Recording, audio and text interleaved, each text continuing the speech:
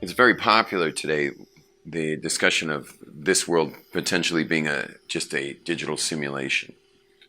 And that's really good in the Jewish world because Judaism's always believed this world's a digital simulation. In our tradition, this world doesn't exist. It's in and of itself. It is rather a projection. It's being projected into existence via a being. There's a being projecting the world into existence. Now, if you think about it philosophically, it makes total sense because we can't both absolutely exist. Either we're a projection of God or God's a projection of humans. One of us has to be the projection. You can't have both of us empirically real. Why? Why is that? Because if you want to say that there's a God, so well, God is outside space and time, unlimited by space and time, and we're inside a world that is limited. And so so if God absolutely exists, so then you can't have a physical world because the physical world is limited by space and time. So how can you have an infinite being that's limited? It's obvious it can't be infinite. Once you say God's infinite, you can't have a physical world empirically exist unless we're a projection of the infinite being. Automatically, we have to be a projection of that infinite being. Or you could say we do exist, like we absolutely exist, and we're going to project that there's a God out there. Just as long as you don't call it infinite. You know, I mean, it's like Krusty the Clown out there is creating our world. Just don't call it an infinite God. Now, in Judaism, we do call it an infinite God, so that's why we hold that way. Judaism says we're a projection, not God's a projection. You know, materialist atheists say God's the projection. But again, they'd have to say, they have to be talking about some kind of Christian God that is a projection, because it really is a projection of humans projecting God onto things. But in Judaism, we're not doing that. We're saying that God is an absolutely infinite being, an unknowable state of nothingness, ultimately. It's not anything, because it's what created things, so it isn't a thing. It's just some kind of consciousness that's infinite. And since we're in a finite world, so it's not possible that we simultaneously are real. And so we're saying that this infinite being has projected finitude into existence. So it's kind of interesting having discussions with atheists on that subject because they generally, meaning you're back to like the God they don't believe in, we don't believe in either. I mean, the God they're projecting, the God that Christians, and when I say Christians, I just mean like religious people. It doesn't have to be Christians. But the God that religious people project, we don't believe in as Jews. Because we know that God's not made of anything. It's not anything you could ever think of. It's certainly nothing you could ever describe. It's, it's unknowable, not a kind of pervasive lack of thingness, otherwise known as nothingness, which is why we call it ayin with an aleph. Ayin means ein sof, like ayin. It's the ultimate zero. But think about it. Once you have nothingness, well, how many nothingnesses can you have? Before there was something, there was nothing. But how many were those nothings? How many nothings can you have? Zero. Right. Well, one nothingness, and that's why we say it's one. One because it's nothing. Well, when you have one nothingness, it's one. Nothing. I think of as zero, not as one. I know you do mathematically, and that makes sense, and we can even play with that. But we're talking about one nothingness, meaning you can't have two nothingnesses. You can't have two nothings. You can only have one nothing. If you multiply nothing by 30, what do you get? Nothing. It always remains just one nothingness or undifferentiated oneness. Undifferentiated oneness. It's not the number zero. It is one. And that's an interesting thing, and that's something we all have to get, is that whatever this being is, it's nothing and one nothing. Because you can't have two nothings automatically.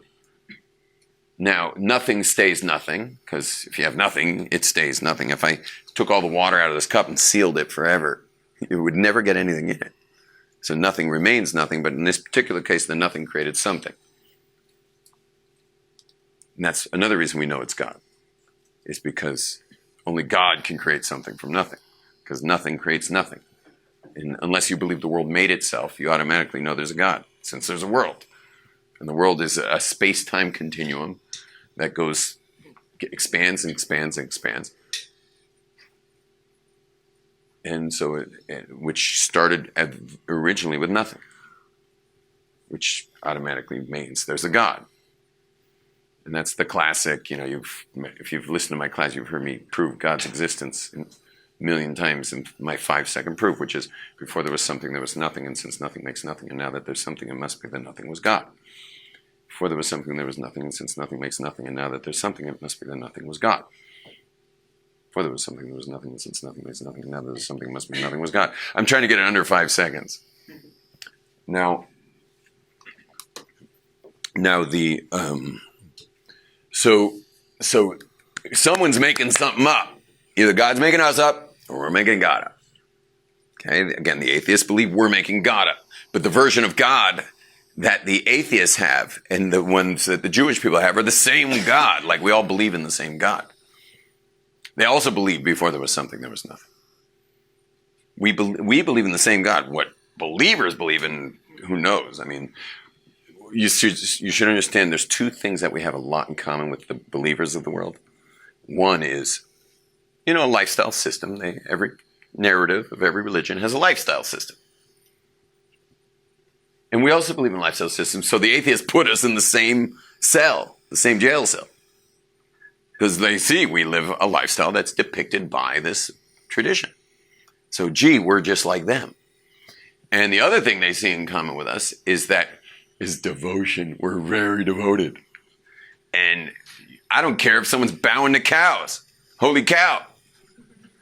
I don't care if someone's bowing to cow. Once you go devotion, ladies, table for two. Just pull this chair back to that table and then you'll have two right next to each other. You can tell secrets in the middle. Pass notes. So once you go devotion, this is very important. I never discussed devotion with you before. Shalom, shalom. How are you doing? Table for two? Do you mind joining this lady here and we'll give these people a table for two, please? No, you must sit together. My whole job is keeping people together. You know a few divorces I had? The only divorce I ever had of someone who was willing to work with me, they divorced. He remarries, divorces her, and remarries the lady of the couple I worked with. The only divorce I ever had is married. Yeah. And there ain't too many people and not too many rabbis who have 0 divorces. I mean, I have 1 divorce, but they're married. And when people try to drag their spouse into marriage counseling, they even can do it legally, like they can make it like an injunction in the law proceedings. So I tell the man, it's usually the man getting dragged in, I tell the man, by the way, I'm working with the man behind the scenes, or I'm sending him to someone to work with the man behind the scenes. So we just need to stall. We just need to stall. Because if we can work with a man, she'll drop the charges. We just got to work with a man, she'll drop the divorce. So I need time. So how do I get time? I tell the man to agree to marriage counseling. However, they have to go to a marriage counselor who has a 90% success rate of keeping people married. Doesn't exist. We got time. Now, because now they have to research a marriage counselor who kept people married at a 90% success rate. The whole job of marriage counselors is usually they're like, the long arm of the law of just creating the right stamped pages to push a divorce through. And so yeah, all we need is just to work with the guy. Just need 3 months, 6 months. If the guy's really bad, 9 months. Next thing you know, she drops everything. Yeah. The divorce is never the problem of the wife. It's always the husband. That's why the first page of the Maseches Sota, which is about wayward women, is the very first page is all about the husband. It's like, the only reason she's making trouble is because he's a problem. He's the problem. Then it goes into everything you got to deal with when there's a wayward woman. But the very first page of the Masechta is the guy's the problem. And our sages understood that the guy is always the problem. Now, devotion. So once someone's gone devotion, you're wasting your breath to talk them out of something. Once someone's gone devotion, and it could be to a holy cow, it could be to anything, it could be to JC. Once someone's gone devotion, don't even bother. It's offensive to talk them out of it. Why? Because there's something very special that happens with devotion. When it comes to devotion, devotion is a function of surrender. And surrender is the purpose of creation.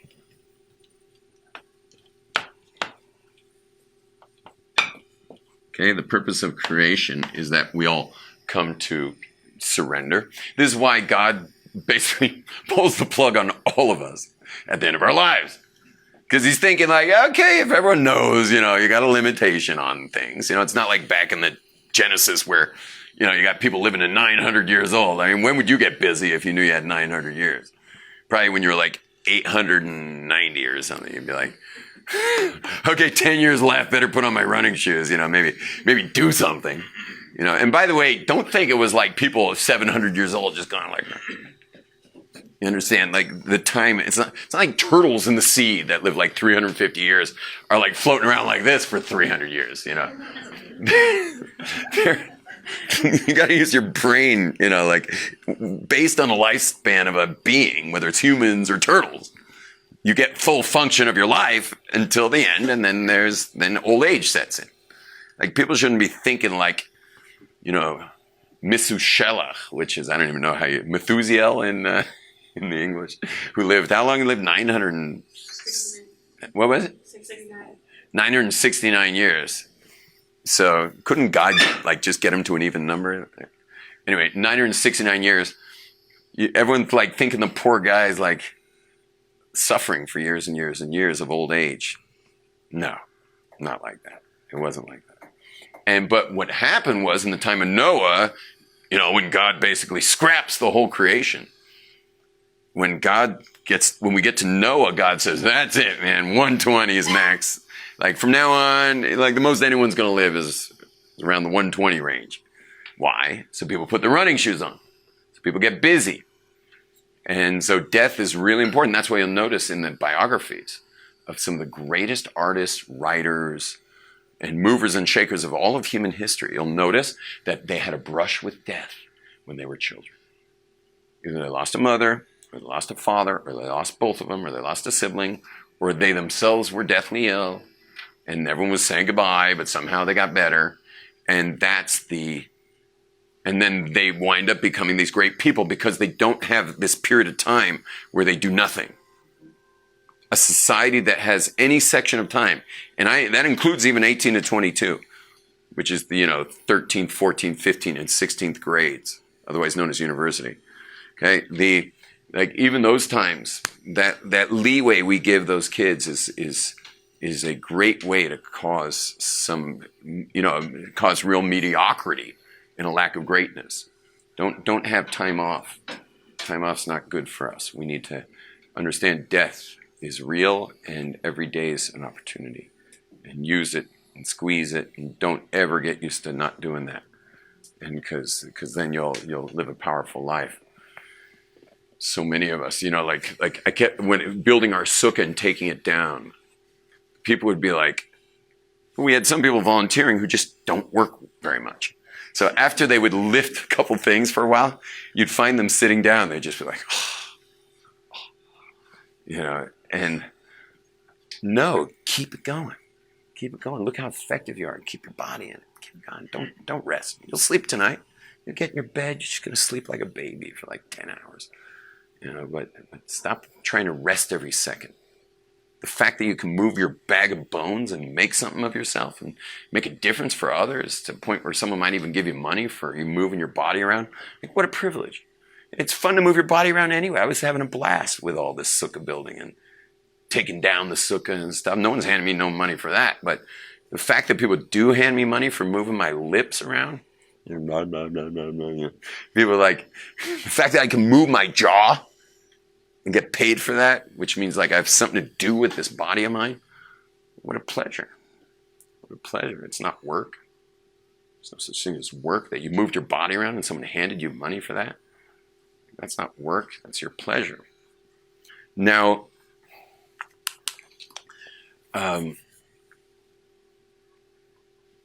the purpose of creation is surrender. God's going to take all of our lives. Every one of us is going to lose everything we got. It's called death, but we're all going to lose it. And so you can surrender before that, or you can surrender during it. But like, you want to live an amazing life, get devoted and surrender. Get devoted. And when someone's devoted to something, even the most insane thing, but they're devoted to it, don't mess with that person. Don't mess with that person.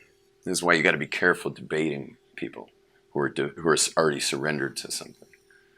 Probably not a great idea. Probably not a great idea. As long as they're still fighting the good fight, they're not quite surrendered, debate. But in the end, we all have to get to that place of devotion. And devotion's an amazing, amazing place to go to. Like men think they get a big badge of honor for getting married because they've devoted their lives to this woman. Yeah? They devoted their lives to this person at the expense of 3.5 billion women. So they think they get a permanent badge of honor for this,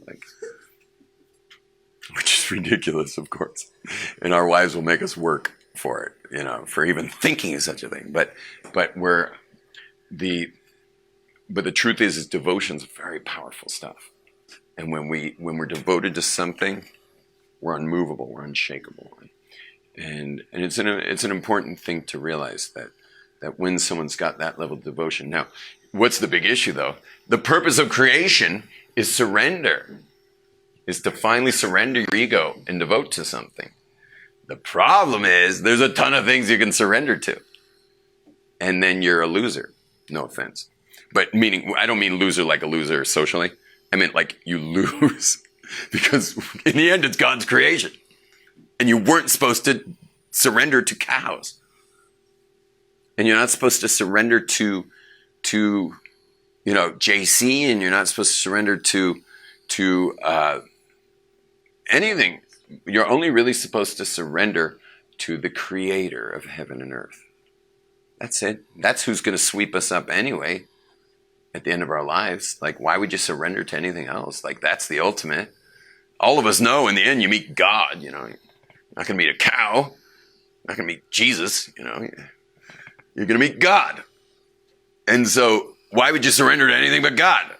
That's who you surrender to. And that's why it says in the Torah that God's a jealous God, because so many people are surrendering to some other thing. And God's like, the only reason I made you was that you'd maybe devote yourself to me and surrender your own ego and devote yourself to me. Maybe you'd do that. But anyway, going all the way back to the atheists, is the atheists see that Jews, just like other believers, have a lifestyle connected to it. So, maybe we're the same. And they see that we're very devoted. They seem the same. Except the atheists and the Jews believe in the same God. And the God that the atheists don't believe in is the God that the believers believe in. Meaning the non-Jews. So in the end, the atheists and the Jews have everything in common. And I've proven it over and over and over again that before there was something, there was nothing is the God we're talking about. And I've had many atheists raise their hands and say, Rabbi, that's a God I could believe in, because I always thought God was nothing. said, that's right, we're on the same page. Now, how does God do it? How does God project us? And the answer is he projects us via parallel realms. This whole system is being created by parallel realms, just like this board is, there's light shining on the board, but if I put my hand and I create now a filter of that light, now I've created this, an image. There's now an image created via the filter of my hand. Well, what if I made that filter more complex? Well, after a while, maybe it'd be, I don't know what it'd be. It'd be I can't make anything creative on there with this angle, but you know, if it were another angle, maybe I could make a dog or a chicken or something. But the you understand that the more complex the filtering system, the more complex the image. Our entire world is a direct result of infinite light shining through parallel universes. Our entire existence is because of infinite light shining through parallel universes. Infinite light shining through parallel universes. That's how we're here, down here. And this being that made us is the source of that light. He's not light. He created light and made this whole situation. And you've been put here as a conscious, sentient being who's here just to surrender ultimately your ego to this being. You can do it during your lifetime and you win, and then God will sweep you up at the end of your life and you'll see what that was all about, and you'll see the parallel worlds, which is called Gan Eden. Or you can lose by either surrendering to the wrong thing or obviously deciding there's no God like the materialist atheist. And then you lose. You still get swept up. And then you get to see what you see. But it's better to fulfill the purpose and surrender. Now we're going to do a special song in honor of surrendering to the purpose of creation. Please, begin. Where's the drum? I'm just going to sing it back up. So I should actually sing a song. Yeah, I'm singing with you. Go ahead. Okay, what am I going to say? Seamless. I don't have to. That's the one I was going to. Something about surrender. Surrender. Here we go. Something with death.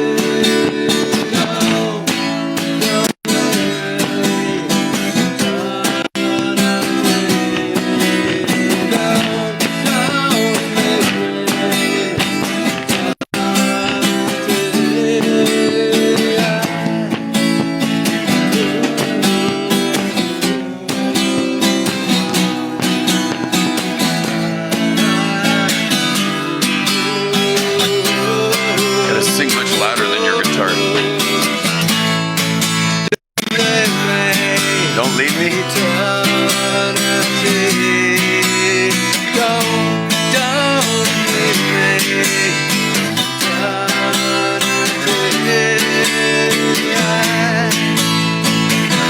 That's what it's about in the end of the Don't day. leave me, eternity. Who's eternity? God. Wow. Don't leave me, eternity. Don't leave me eternity. When we get in that mode and we surrender, you never want it to end. You're already not in this world.